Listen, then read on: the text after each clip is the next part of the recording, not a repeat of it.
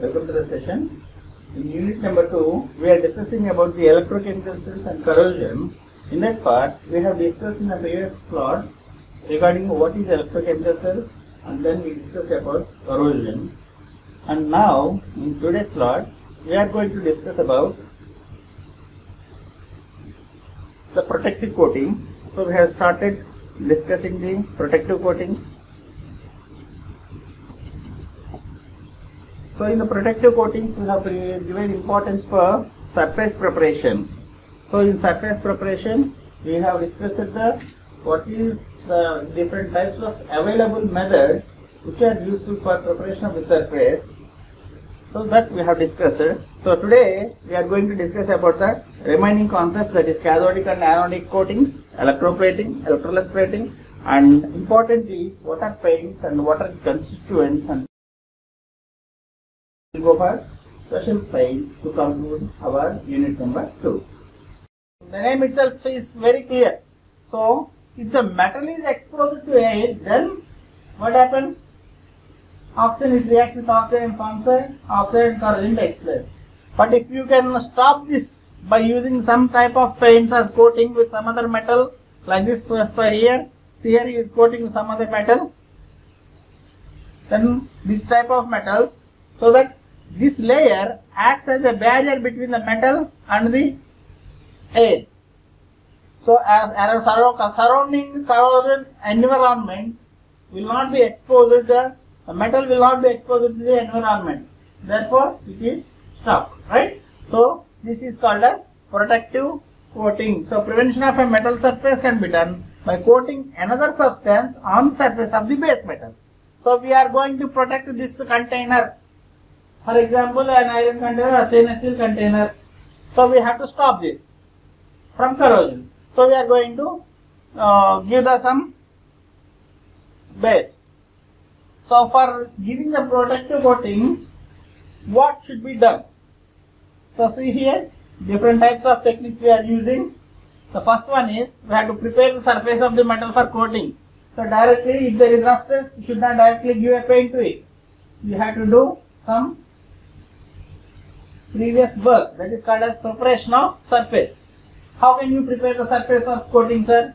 The first one is metal surface. If it is covered with paint system, it will be prevent or delay the corrosion of the metal surface. That is the reason why we are using paints.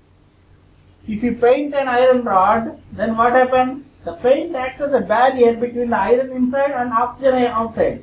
So it will not get rusted. Clear? So the durability of paint system is a function of surface preparation. If your surface is smooth and neat, the paint will last long, right? If your surface is rough, what happens? If your surface is rough, the paint will come out. If the paint comes out, again it is exposed to the environment and its corrosion starts.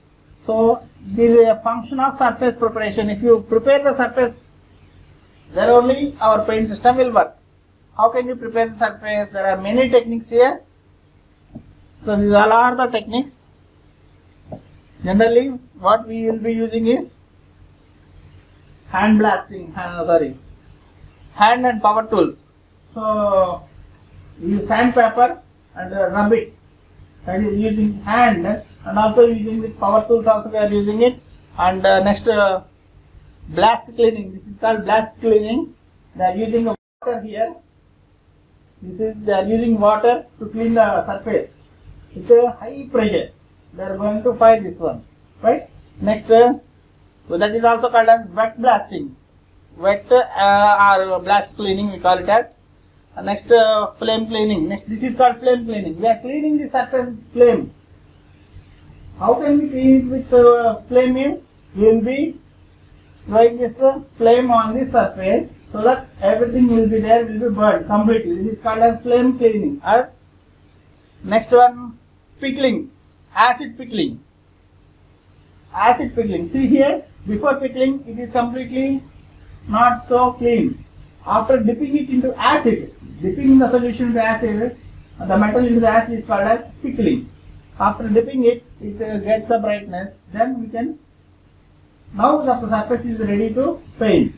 So before giving the protective coating, you should see that it should be clean, because surface preparation, if it is not good, then our paint cannot last long. That is the reason why we have given that much importance for surface preparation. So surface preparation, it gives us a proper surface for bonding. In case of next process, the surface facing or lining makes the surface harder. So first, if you see, observe also, first they give one paint coat, one coating of paint. After drying of it, again they give the second coating of the paint. Why they give like this? In the first paint, it adheres to the more bonding. Then in the second coating, it binds the first layer. So like this. So surface coating is again classified into two types based upon the types of coated substances. One is metallic coatings and second one is non-metallic coatings. So metallic coatings means we are going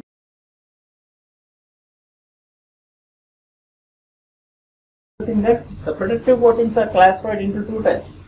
That is the surface coatings. Here I told you already, this is all our paint, we are having the sprays, these are all the protective coatings. We are going to protect the base metal using our coating metal, right? So the base metal will always act as cathode. Cathode is protected and anode is corroded. This is the basic principle which we have been continuously remembering. So this you should remember now. So you should recollect that concept always. So the surface coatings, there are two types. Yesterday we have told that they are metallic coatings and non-metallic coatings. In our classes we are going to discuss about our metallic coatings first. So what are these metallic coatings? So what are metallic coatings means? The name itself says that we are going to coat on the surface of another metal. So the base is a metal, the top coat also is again another metal. So we are coating one metal to protect the other metal. So shape of coating is called as surface coating, metallic coating. Why are we using one metal and coating of the other metal? As I told you just now, one acts as an anode, other one acts as cathode. So cathode will be protected. This will be protected and this will be corroded.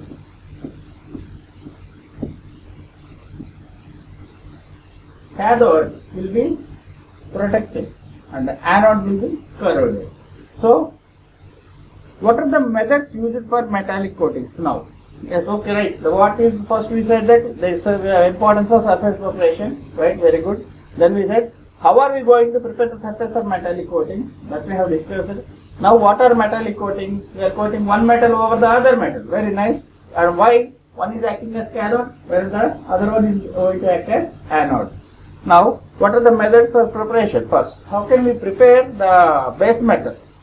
The first one is called as hot dipping. Hot dipping technique is one of the important technique for metallic coating. Coating of one metal over the other metal. So the name itself is very clear. Hot dipping means the metal should be in molten state, very hot. You will raise the temperature to high temperature so that when the metal, the base metal, right, the base metal will be inserted or it will be completely dipped into the molten metal. That is our coating metal. So molten bath of the coating metal. This is very important. So these are generally non-uniform. Why? Because we are just going to dip the metal into the molten metal, so that will be generally non-uniform. It is not uniform. So what are the examples for this hot dipping is two important techniques. One is galvanization or galvanizing. The second one is called as tinning. These are the two important examples for hot dipping process of metallic coatings. Now we shall see the first one. That is what is galvanizing. So look here. This is a molten bath of one metal, that is zinc. So this is a zinc metal. These all are iron rods. We are dipping them into the molten bath. See, look here. Half of them are inside it and half of them have come out. They are using large cranes to dip them and take out. So this is the zinc and this is iron. So on iron we are coating zinc.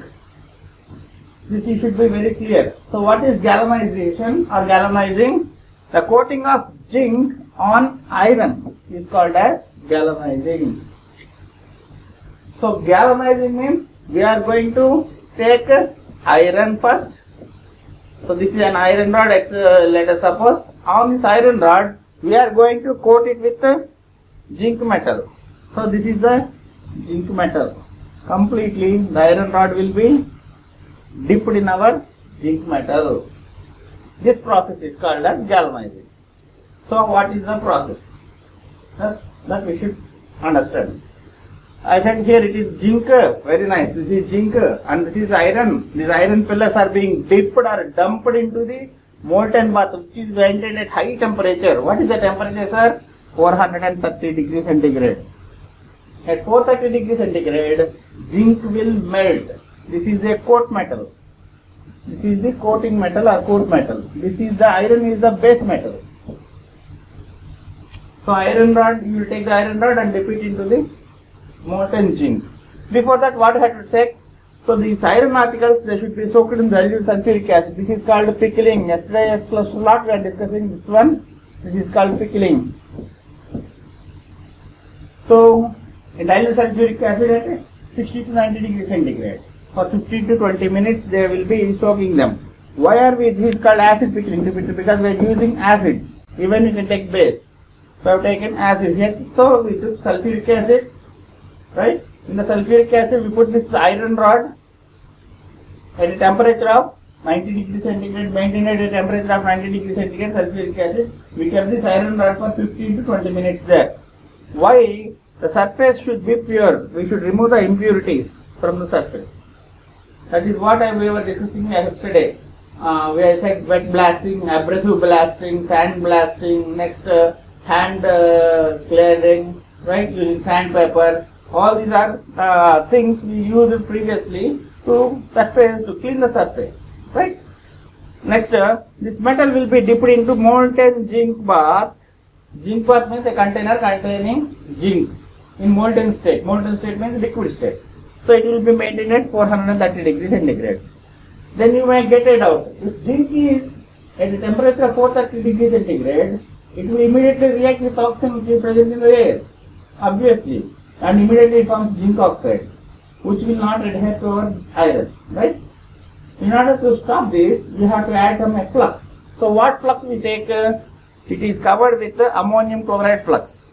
This ammonium chloride, it floats on this. If you see it very clearly here, a small layer of ammonium chloride is there. So around 2 to 3 centimeters thickness ammonium chloride layer will be there, and below that, beneath that, you will have our zinc, right? And first you will be dipping this iron rod there. First it will touch the ammonium chloride, molten ammonium chloride. That way it is not going to react with our iron. Only zinc is going to adhere to the surface. Right? This is the point to be remembered. So in order to prevent this oxidation of molten zinc, so immediately if zinc is not directly exposed to air, that too at a temperature of 430 degrees centigrade, zinc reacts with oxygen immediately to form zinc oxide. Very reactive. In order to stop this reaction, we have to add ammonium chloride flux. This is to prevent the oxidation. This is important. So the coated base metal is then passed through rollers, and then we will get the thickness of the film. So if I say like this simply, you may not be able to see. Now the same thing I will show you in a diagrammatic form. This is the case. So the same diagram which I have explained previously. This is our molten zinc. Above this we have a ammonium chloride flux, and these are iron rods. So these are the iron rods. So these are galvanized iron rods, which we generally also see for construction purposes. So I put this diagram also here. So see here we have an iron sheet. For example, I have taken an iron sheet. It will be first sent into dilute sulfuric acid. This is called as acid pickling. Acid pickling. Acid pickling. So this will be maintained at 60 to 90 degrees centigrade. Slowly this roller will be moving. These all round circles are rollers. So they will be rolling slowly, they will be moving. So with along with that, it moves into the next one, that is washing bath. Here there is water. So all the acid is removed. After that we have to dry it. If there is water on that, again it will lead to corrosion. So this is called drying chamber. So hot air is blown into this and all the water molecules will be evaporated. And then it will be sent into zinc. This is our zinc. But if you see, observe carefully, there is a layer here. This layer is this ammonium chloride flux. This is our ammonium chloride flux. This.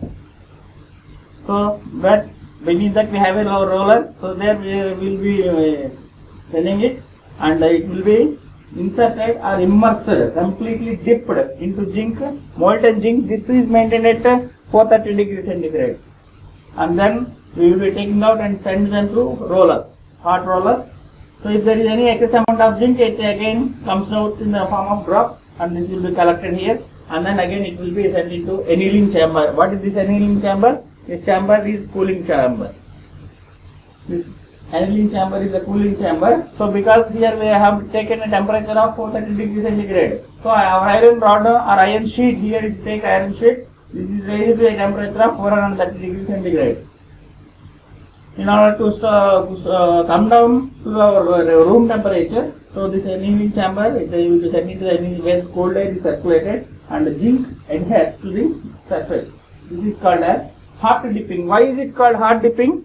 Because using a high temperature. This is the reason why it is called as hot dipping. And this process is called as galvanizing. You should remember the very important point. What is galvanizing means? Very simple. You are going to coat zinc on iron. That's all. This is called galvanizing of iron. Similarly, you can take sheet steel, anything, whatever may be the case. Why should we do this? What is the use of this? We are taking all these equipment and I have shown you a chart like this. What is the use? This is useful to protect the roofing sheets. Nowadays these are very familiar. Wires, pipes, or tanks from corrosion. So all the iron sheets or steel sheets, all these will be galvanized, because if they are not galvanized, they start rusting like this. If they are galvanized, they are not rusted. These are not rusted. This should be very clear. The same thing I show in a flow chart. So you will take the article, whatever may be the case, it is an iron rod or a stainless steel rod or a sheet, whatever, you should pre-treat it. So from article we will be going for pre-treatment. So in this pre-treatment, mechanical cleaning. Yesterday I showed you these things. In the previous rounds we were discussing about the different types of fire blasting, right? Wet blasting, abrasive blasting. So different mechanical techniques we are going to use, and we will be cleaning it. And after that we will take chemical techniques. That is caustic cleaning or degreasing. Means heating with base. So we use all these techniques to clean it. Then we will be rinsed. Rinsing means you should remove all the earth with water. After rinsing, again we will be see for pickling. You can take either base or an acid. If you take an acid, this is called as pickling. This is acid pickling. Again you have to rinse it. If you once wash it with acid, immediately you should wash it with water. Then only our article, iron rod or iron sheet will be safe. Otherwise, starts corrosion. So now it will be dipped into the flux solution, and then from flux it will go into the molten zinc bath. From zinc it will be going into a cooling one. Cooling means annealing. I told you annealing. Annealing means cooling. Finally we get our zinc coated article. Zinc coated article. So this is simply iron. Our article is made up of iron. After undergoing this process, to simplify this, we can directly come from article to rinsing, pickling, rinsing, flux, zinc, and our article. You can take either this one or the other one, right? The things are very simple. The same thing we have shown in this figure also. You can see all the things. This is what we have to draw. if you get this type of questions in our examination point of view. But you should understand the topic, concept. Why is zinc coated on iron? Very simple question. Why should we coat zinc on iron? Why can't we coat iron on zinc? Because zinc is having negative potential. Zinc acts as anode. Zinc acts as anode, and iron automatically is forced to act as cathode. What I told you, cathode is protected and anode is corroded. Anode will be lost. So the film what we have coated on this iron rod, it will be lost. No problem for us. But if iron corrodes, then the building collapses. That is the reason why this is sacrificial anodic protection, just like that. Yesterday what we in the previous part we discussed that type thing. So remember, why are we using zinc to coat on iron? Because zinc always acts as anode. Its adapter potential is minus 0.76, whereas iron is minus 0.4 something, which is less. So always zinc tries to act as anode and starts corrosion, and it forces iron to act as cathode. If it acts as cathode, it will surely be protected.